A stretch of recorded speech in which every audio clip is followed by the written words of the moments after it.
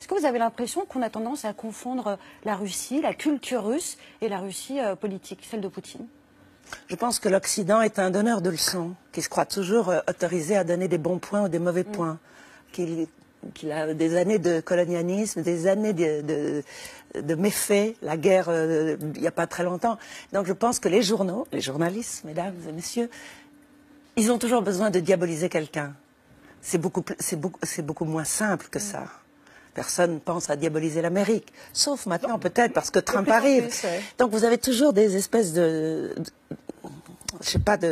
boucs émissaires. Et la Russie, au lieu de voir le pour et le contre, vous êtes content quand même qu'il y ait un contre-pouvoir contre l'Amérique. Vous êtes tellement les laquais de l'Amérique que vous ne direz pas du tout qui est... J'aimerais bien vous entendre, Thomas Legrand. Bien sûr, mais il y a un impérialisme américain qu'on dénonce beaucoup, et il y a aussi maintenant un impérialisme russe, mais il ne faudrait pas le dénoncer au nom, au nom de l'existence. Mais je trouve très intéressant qu'il y ait un contre-pouvoir. Deux impérialistes, c'est mieux que pas d'impérialisme du tout. Non, mais le pire, c'est un seul.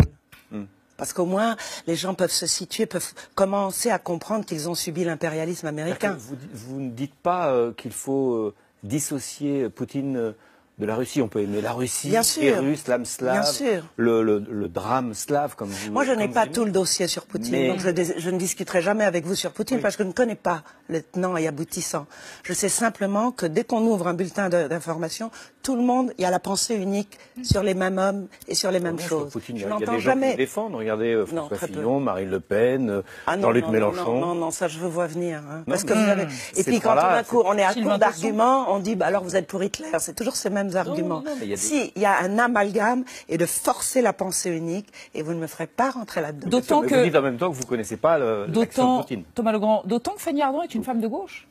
Enfin, moi je déteste les étiquettes, mais par exemple, c'est vrai... Restons dans ce débat pour pas s'engueuler et pour pas dire des choses terribles. Mais que moi, par exemple, je suis attirée par les pays, jamais pour leur gouvernement. Jamais. Pour leur culture. Pour leur paysage.